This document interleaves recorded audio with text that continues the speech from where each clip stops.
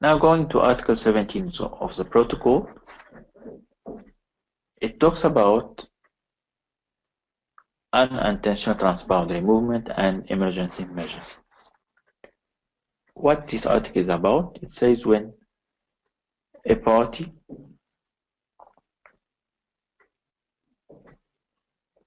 knows of occurrence of a release of an LMOs within its jurisdiction, and this release may lead to unintentional transboundary movement, it needs to notify potentially affected states, the BCH, relevant international organization.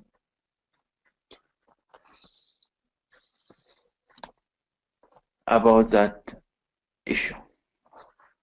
The notification, it should contain the available information on estimated quantities, relevant characteristic or trait of the living modified organism, the circumstances and estimated date of the release, the possible adverse effect of the living modified organism, any other relevant information, and a point of contact for further information.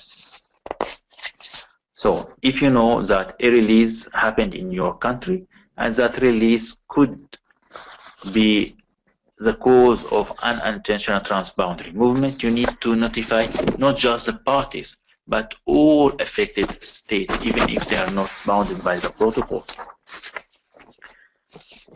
And also you need to consult with them, aiming to minimize any significant adverse effect. Parties should immediately consult the potentially affected state to enable them to determine the appropriate responses and initiate necessary action, including emergency measures.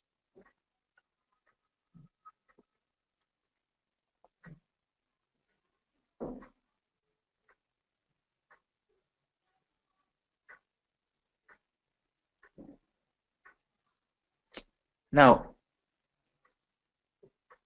what are the primary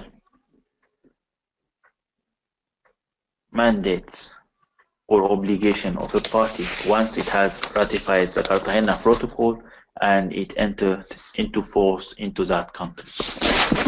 First obligation would be to designate one national focal point to be responsible on its behalf for the liaison with the Secretariat.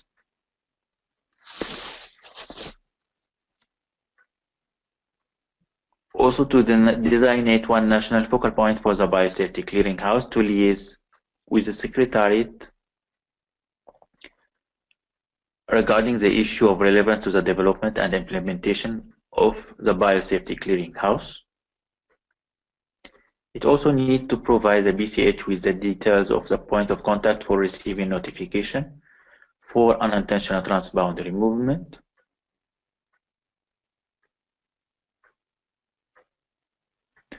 It needs to notify the Secretariat of the name and addresses of the national focal point and competent national authorities.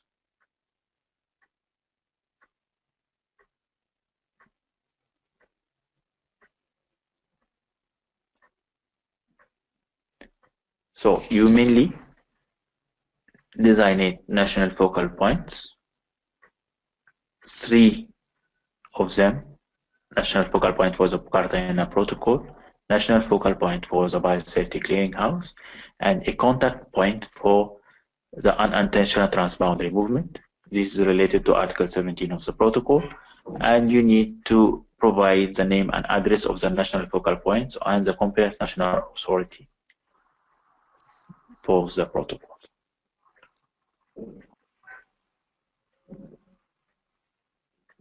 Now, moving to Article 20 of the protocol, that deals essentially with the Biosafety Clearinghouse. Biosafety Clearinghouse was established as a part of the clearinghouse mechanism under Article 18, Para 3 of the Convention in order to facilitate the exchange of scientific, technical, environmental, and legal information and exchange with and experience with living modified organisms, and to assist parties to implement the protocol taking into account special needs of developing country parties. So, Biosafety Clearinghouse is mainly a tool to implement the protocol, and it facilitates the exchange of all information that are relevant to living modified organisms. Under Article 20 of the protocol, some relevant articles like Article 19 and also some COPMOP decision, the parties have the mandate to make certain information available to the BCH, such as the national contacts, as we already said, the national focal points, the competent national authorities. Also the national laws and regulations and guidelines that are relevant to the implementation of the protocol. Any bilateral, regional, or multilateral agreement and arrangement. Summaries of risk assessment or environmental reviews of living modified organisms. Final decision regarding the importation or release of living modified organisms. And reports that are relevant to Article 33 of the protocol, including those on the implementation of the Advanced Informed Agreement procedure. Additional issues under the protocol. Article 13 of the protocol, it talks about the simplified procedure. What is the simplified procedure? Simplified procedure means a party can specify in advance to the Biosafety Clearinghouse cases in which the import of living modified organisms may take place at the same time as transboundary movement is notified to it, or imports of LMOs that it has decided to exempt from the Advanced Informed Agreement procedure. So namely, the country will publish on the Biosafety Clearinghouse saying, okay, we don't need the Advanced Informed Agreement to apply for those specific LMOs, and you can just notify us at the time that this transfer or this transport is conducted.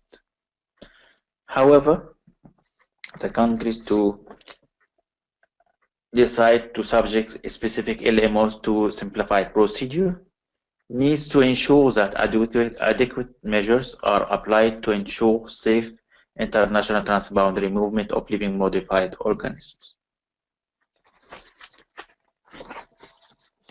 Article 18 of the protocol talks about the handling, transport, packaging, and identification.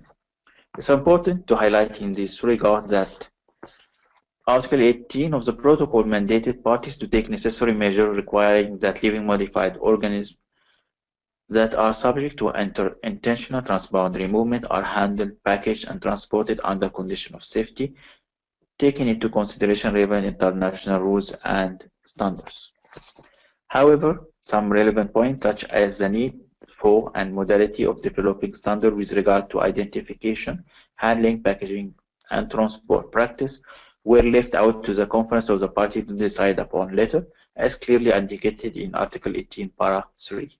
So this is one of the issues that has not been completely agreed upon at the time of the negotiation and adoption of the protocol.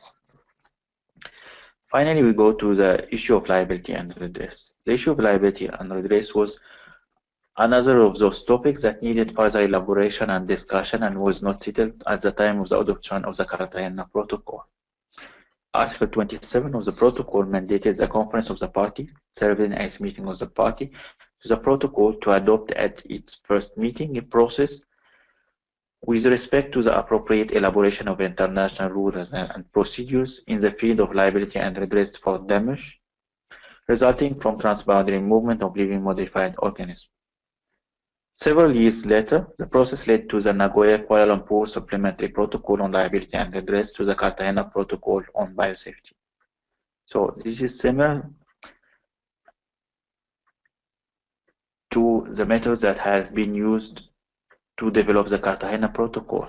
The Cartagena Protocol merged from the Convention on Biological Diversity, and the issue of liability and redress was not completely settled in the Cartagena Protocol, so an additional protocol was needed to be developed, and this led to the Supplementary Protocol on Liability and Redress.